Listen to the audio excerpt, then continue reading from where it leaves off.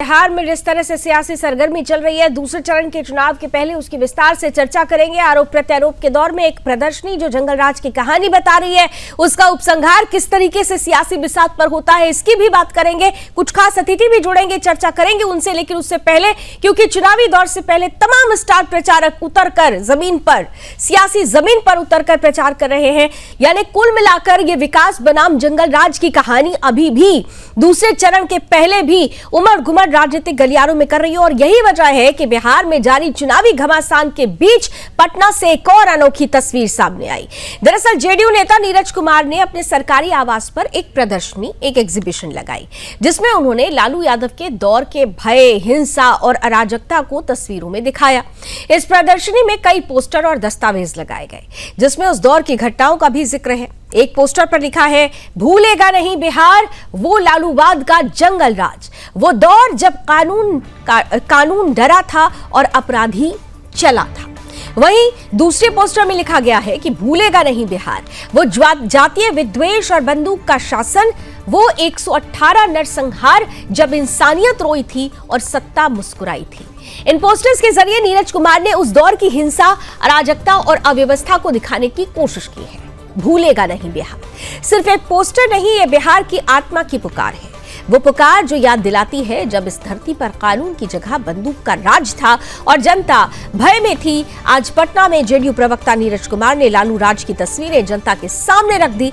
वो तस्वीर जो बताती है कि लालूवाद का मतलब था जंगल राज, जातीय विद्वेष और रक्त रंजित सियासत। पहली बार बिहार में राजनीतिक प्रतिद्वंद्विता इतिहास की तस्वीरों से आकी जा रही है। सिर्फ भाषण नहीं, बल्कि दस्तावेज और अखबारों की सुर्खियों से जनता को दिखाया गया कि लालू युग में क्या हाल था। प्रदर्शनी में नीतीश कुमार का विकास राज भी दिखाया गया। लेकिन यहां पर सवाल यह है कि क्या नीतीश कुमार वाकई बिहार को विकास की राह पर स्थायी रूप से ले आए हैं? और क्या गारंटी है कि आरजेडी बिहार की सत्ता में आने के बाद उसी जंगल राज की पुनरावृत्ति नहीं करेगी? इसी पर चर्चा करेंगे। लेकिन उससे पहले सुनिए जेडीयू नेता नीरज कुमार क्या कुछ कह रहे हैं, जिन्होंने लालू राज के काले दौर के बारे में प्रदर्शनी लगाई और लालू राज के जंगल राज को उजागर किया। के बावजूद तो लालू जी का तो वो खौफनाक मंजर दिखाना ही था। चूंकि आप रितलाल यादव के प्रचार में निकले, ये युवराज हैं, इनका हाल देख लीजिए, हाथ में हथकड़ी है और तेजस्वी यादव प्रचार कर रहे हैं इसका। बेऊर जेल से जाकर के कोडरमा में राजद का प्रत्याशी बनाया। क्या राजनीति ऐसे ही लोगों के लिए है?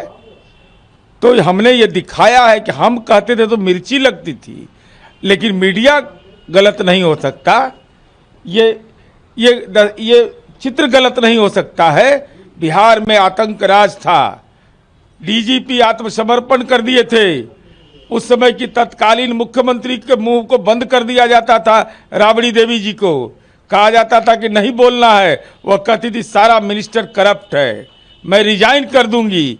यह हालात था उस लालूवाद का खौफनाक मंजर। तो लालूवाद पर गर्व है या शर्म है? ये तो जेडीयू हमलावर है, प्रदर्शनी बहुत कुछ कह रही है, भूलेगा नहीं बिहार, और इसी पर हम करेंगे चर्चा। हमारे साथ आज के खास अतिथि जुड़ चुके हैं। बीजेपी का पक्ष रखने के लिए भूपेंद्र यादव जी ही जुड़े हुए हैं, शाहान परवेज साहब हैं जो आरजेडी का पक्ष रखेंगे, और साथ ही साथ हिमांशु कुमार सिंह जी हैं जो जेडीयू का पक्ष रखेंगे। सबसे पहले मैं हिमांशु कुमार सिंह जी आपके साथ शुरुआत करना चाहती हूँ, क्योंकि आपकी पार्टी के ही नेता प्रवक्ता है नीरज जी।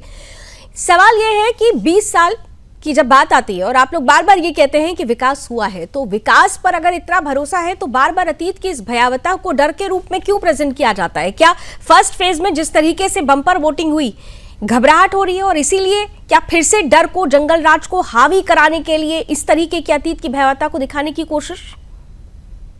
हिमांशु जी देखिए, जो लोग अभी क्लेम कर रहे हैं कि उन्हें सत्ता मिलनी चाहिए, महागठबंधन के लोग, तो उन्होंने जब उनको सत्ता मिली थी तो उन्होंने क्या काम किया था 1990 से 2005 के बीच? तो ये भी हम लोग को दिखाना कर्तव्य है, जनता के बीच में जाना, इसको भी पहुंचाना है कि जब उन्हें सत्ता मिली थी तो किस तरह से दंगे होते थे, जातीय हिंसा होती थी, कि उस समय महिलाएं सुरक्षित नहीं थी। जो भी डॉक्टर, इंजीनियर, उद्योगपति थे वो सभी वहां से पलायन कर गए, छोड़ छोड़ के भाग गए। तो ये दिखाना कर्तव्य है, क्योंकि विपक्ष में वही लोग फिर से आ गए हैं, वो लोग क्लेम कर रहे हैं कि हमें सत्ता मिलनी चाहिए। तो ये हमारा कर्तव्य है। और हमने रही विकास की बात, तो हमने विकास किया है। हमने, आप पटना कहीं बिहार के किसी भी कोने से आ जाइए, 5.5 घंटा में आप पहुंच जाइएगा। तो रोड हो, चाहे बिजली हो, पानी हो, इंफ्रास्ट्रक्चर, सारी चीजों पे काम हुई है। महिला सशक्तिकरण के लिए हमने काम किया है, महिला का रिप्रेजेंटेशन बढ़ाने के लिए हमने काम किया, पंचायतों में, शहरी निकायों में। तो हमने प्रत्येक सेक्टर में काम किया है। लेकिन यह भी हमारा कर्तव्य है कि जो सामने जो लोग हैं, उन्होंने क्या क्या काम किया जब उन्हें सत्ता मिली, तो यह दिखाना भी हमारा कर्तव्य है। तो आप देखिएगा कि उस समय जो नरसंहार हुए, तो कुल बड़े नरसंहार 118 हुए। आप जातीय नरसंहार की बात कीजिएगा तो 60 से ऊपर जातीय नरसंहार हुई। दंगों में करीब 26,000 से ज्यादा लोग मारे गए थे उस समय। इसके अलावा आप देखिएगा कि कुल हत्याएं देखिएगा तो करीब 20,000 हत्याएं हुई थी 15 सालों में। नहीं हिमांशु जी, अपहरण मैं देखिएगा बार तो बार अपहरण कहती हूँ कि 32,000 बिहार की जो हुए। जनता है ना, वो बहुत पॉलिटिकली शार्प है, वो जी। बहुत कुछ समझती है और जानती है। लेकिन सवाल ये है कि 20 सालों में तो आप लोगों ने बहुत विकास कर लिया, तो विकास पर तो विकास हावी हो गया ना उस जंगल राज पर। तो ये जंगल राज को बार बार प्रोजेक्ट करना, ठीक है, मैं एक रिलेटिव अवधारणा है, सापेक्षिक अवधारणा है। ऐसा नहीं है कि विकास अभी हो गया है तो विकास अब नहीं होगा, यहीं पे रुक जाएगा। विकास तो अब हो गया। विकास एक सापेक्षिक अवधारणा है। तो हमने 2005 से लेकर 2025 तक जो जो काम किया, वो उसका आकलन होगा 2005 से पहले क्या क्या हुआ था, उसके सापेक्ष में काम होगा। ये सापेक्ष की बात करें, उसी सापेक्षिक उस परिस्थिति पर आकलन भी जरूरी है। कि आप लोगों को नहीं लगता कि ये जो जंगल राज का टैग मिला आप लोगों को, वो इस बार भी परसेप्शन, मैं बार बार कहती हूं परसेप्शन बहुत इंपॉर्टेंट होता है, और वो परसेप्शन एनडीए एक बार फिर से बनाने की कोशिश कर रहा है, जिससे आप लॉस में जा सकते हैं। भले ही आपको लगे कि बम्पर वोटिंग है और आपके नेता ये कह रहे हैं कि पहले ही फेज में पता चल गया है कि बिहार की जनता बदलाव चाह रही है। लावनी जी, ये स्पष्ट हो गया है कि एनडीए और भारतीय जनता पार्टी और जनता दल यूनाइटेड के जितने घटक दल के लोग हैं, ये लोग मुद्दे पे चुनाव नहीं लड़ पा रहे हैं और ये मुद्दे से भाग रहे हैं। और अब जो इन लोगों ने राग अलापना शुरू किया, जंगल राज जंगल राज जंगल राज, मैं उस जंगल राज की 2-3 बातें पूछना चाहता हूँ। आज हमारे 20 किलोमीटर करीब में उत्तर प्रदेश के मुख्यमंत्री अत्री आए थे। नालंदा से बहुत पास का एक जगह है अत्री, वहां उत्तर प्रदेश के मुख्यमंत्री आए, उन्होंने बखान कर दिया जंगल राज का, यूपी की बात करें। मैं यूपी के मुख्यमंत्री जी से ये पूछना चाहता हूँ, आप कौन से मंगल राज की बात करते हैं और कौन से जंगल राज का डर दिखाते हैं? आपको ये बताना चाहिए था आज अत्री में आकर कि आपने कितने यादवों को और सर के ऊपर से पेशाब करवाना बाकी रह गया है। जो यादव कछावाचक थे उनको अपने माथे पर से आपकी सरकार ने, आपके राज्य में क्या असर हुआ? और कुछ चंद लोग जो अपने आप को सुप्रीम समझते हैं, जन्म से सुप्रीम समझने वाले लोगों ने माथे पर पेशाब उछल दिया। आपके राज्य में जब दलितों को पेशाब पिलाया गया, उसके लिए आपने कुछ नहीं किया। उसके बाद लेकिन आपने ये देखा था ना कि क्या एक्शन लिया गया, एक्शन भी तो लिया गया ना। देखिए शान साहब, मैं बीजेपी की प्रवक्ता नहीं हूँ, बीजेपी का पक्ष रखने के लिए भूपेंद्र जी हैं, लेकिन इतना जरूर है, हाँ आप पूरी कीजिएगा, लेकिन इतना जरूर है कि उत्तर प्रदेश के लॉ एंड ऑर्डर की चर्चा ऑस्ट्रेलिया की संसद में भी हो जाती है, लेकिन बिहार की जब चर्चा आती है तो पहले जंगल राज आता है, उसके बाद विकास आता है। तो ये भी देखना होगा, Uttar Pradesh law and order के लिए दुनिया भर में मशहूर हो रहा है, योगी आदित्यनाथ का बुलडोजर दुनिया भर में मशहूर हो रहा है, लेकिन लालू प्रसाद यादव के साथ और जो कुछ भी हुआ, जो घोटाले हुए, जो परिस्थिति उस वक्त बनी थी, जो नरसंहार हुआ था, उसे आप इनकार तो नहीं कर सकते ना शान साहब। ये आज पूरे देश का, प्रदेश का पिछड़ा दलित अल्पसंख्यक ये बात पूछ रहा है कि जब मानवता को शर्मसार करने वाली हरकत हुई, किसी को माथा मोड़कर पेशाब किया गया, किसी के मुंह में जबरदस्ती डालकर पेशाब, ठीक है भूपेंद्र जी जवाब देंगे इसका जल्दी से। भूपेंद्र जी जवाब दीजिए, फिर ब्रेक लेती हूं। नहीं करेंगे, जंगल नहीं है, वही जंगल राज है। भूपेंद्र यादव जी जवाब दीजिए, कामना कर रहे हैं। भूपेंद्र जी जवाब दीजिए, एक जवाब जल्दी से ले लेते हैं, ब्रेक लेना होगा मुझे, जल्दी से अनम्यूट कीजिए भूपेंद्र जी। लावणी जी, बात ऐसा है कि ये परसेप्शन नहीं, ये जो जंगल राज की बात हो रही है बिहार की पटल पर, तो यह परसेप्शन नहीं, वास्तविक है। और वास्तविक घटनाएं जो है ना, अपने जेनरेशन के नौजवानों को बताना अति आवश्यक होता है लावणी जी, क्योंकि बिहार की पृष्ठभूमि जो रही है इनका, पूरे बिहार में रिसोर्स को लूटने का रहा है, और नरसंहारों से जो है ना भरा हुआ पड़ा हुआ बिहार था ये। और ये जो बात करते हैं, गुड बात करते हैं कि हम जो है ना जदू वंश के बारे में जो बोल रहे हैं बैठ करके, ये जदू वंश के ठेकेदार है क्या? इनकी अपनी चिंता तो हो नहीं रही है। अरे कोई जदू वंश इस तरह की बात करे तो कोई बात होता। ये ना बताएं कि राबड़ी देवी जी जिस दिन ताजिया पूज रही थी, उस दिन अजय यादव को मोतिहारी में यही मुसलमान तो भाई जो है ना मुड़ी काट लिया। चाहिए था जब ये ना बताइए, ये मतलब क्या नहीं किया था इन लोग ने भाई। लालू जी काहे चुप हो जाते हैं, तेजस्वी को मुंह में काहे दही जम जाता है। ठीक, ये सारी चीजें ये लोग ठीक है। भूपेंद्र यादव जी ने भी कहा कि शान साहब जरा ये भी तो देख लीजिए कि क्या होता था। उन्होंने वर्तमान की भी कुछ तस्वीरें बता दी। काउंटर आंसर कीजिए, आमने सामने लीजिए भूपेंद्र जी और शान साहब को। देखिए लावनी जी, क्या होता था उसको तो बात की बात है, क्या हो रहा है मैं वो पूछ रहा हूँ। जो मुख्यमंत्री आज भाषण दे रहे हैं, जाकर बड़ी बड़ी बातें कर रहे हैं कि जंगल राज आ जाएगा और जंगल राज ये था वो था, उन्हीं के शासनकाल की बात कीजिए जहां पे मानवता को शर्मसार करने वाली अनेक घटनाएं आई है। दलितों को घोड़ी पे से उतार कर पीटा गया, बाजा बजाते हुए बारातियों को पीटा गया दलितों को।